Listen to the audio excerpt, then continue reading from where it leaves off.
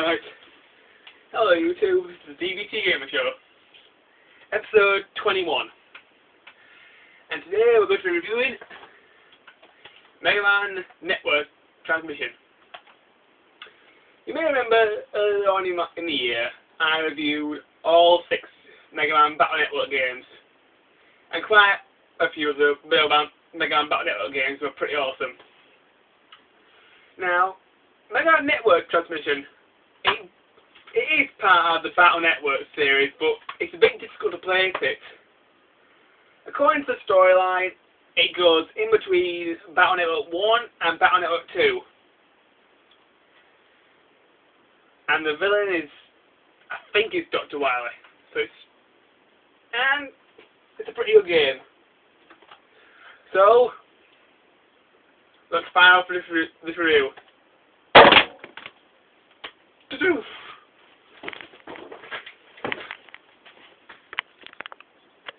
Right, here we go. Now, Megaman Network Transmission for the Nintendo GameCube is a pretty good Mega Man game, but it's very, very hard.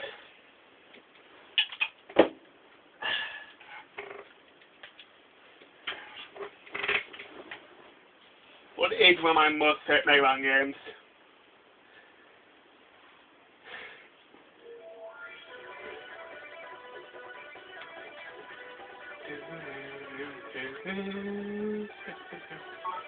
Okay, the story for this game.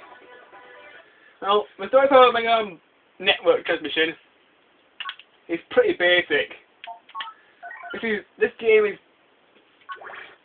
is based in between Megaman Battle Network 1 and Battle Network 2. So I like to call it Megaman Battle Network 1.5, but it's just in between the two.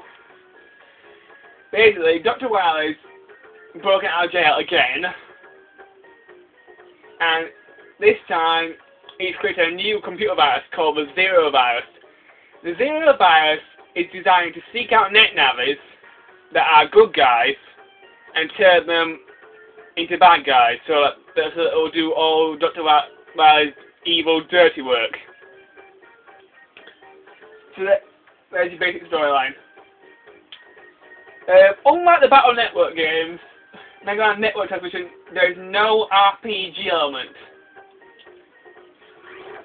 This game is very much like the old Megamans on the original Nintendo system.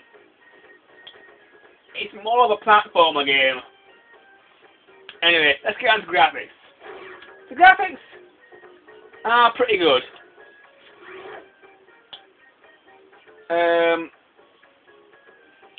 The controls for this game work really well. Basically, when you jack into the internet, which I just do now,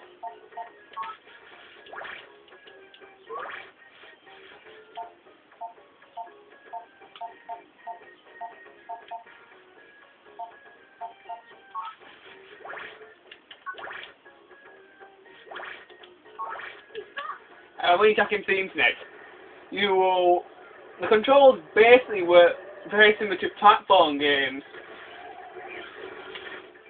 Right. I was start a bit slow, you'll pick your battle chips, so I'm going to pick some just one, just to show you what things are like. A is your jump button, B is your Mega Buster, hold down B for a charge shot, left trigger and right trigger your custom gauge, Z button doesn't seem to do anything, X button standby mode. Standby mode is only really useful if you're being attacked by anything. You just need to. It's kind of like pausing, but you can actually start each chips while you do certain things. Y button use your chip weapon, and thumbstick moves you around. You can also press down, and A can you can slide underneath enemies and slide underneath small passages. Okay, let's get on to gameplay. The gameplay of this game is, as I said before, very much like the old Mega Man on the Nintendo system. Basically, you're running through levels and blasting enemies. It's quite a good game. but it's not as fun as the Battle Network, as the other Battle Network games.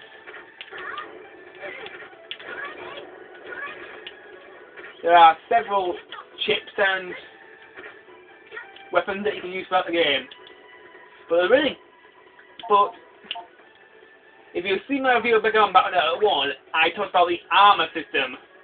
Now there's a heck of a lot more armor in Battle Network, in network transmission. So let's have a look what armor you get. You get your normal armor, at the start of the game, then you got your heat armor, your aqua armor, your electric armor, and your wood armor.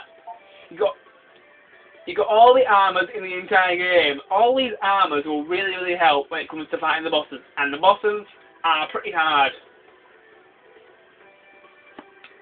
Other stuff you can upgrade. You can upgrade your attack, your rapid fire, and charge beam. The attack power's maximum is 5.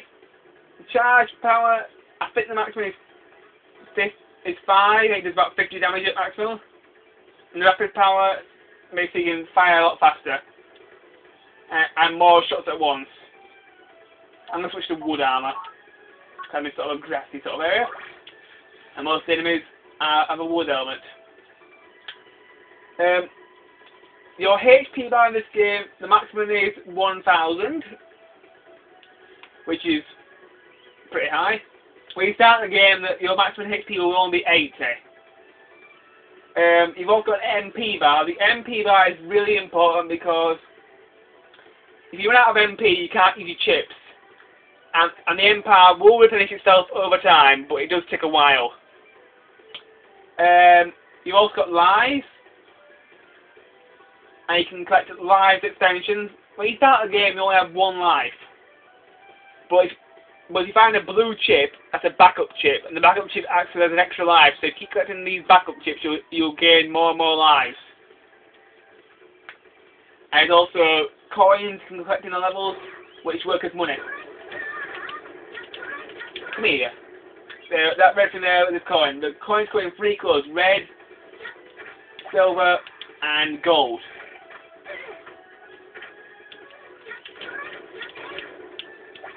Come here. You want a piece of me? Yeah.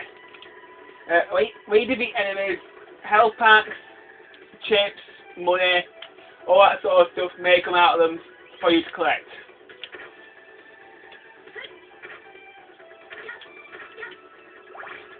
You got crystals from Battle Network games to collect certain things.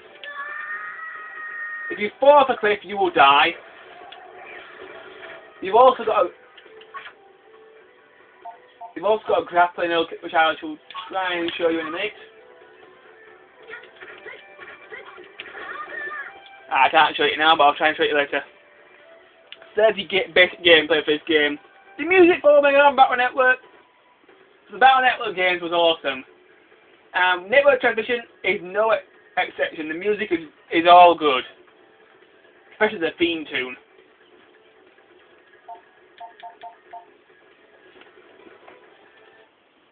Especially the theme tune.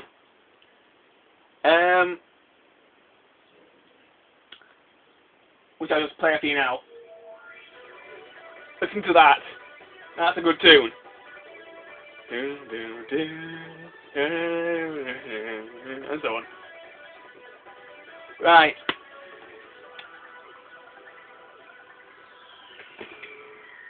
Anyway, YouTube, I'm very sorry, but I've run out of time. Join me in part 2 of my Megaman Network transmission review.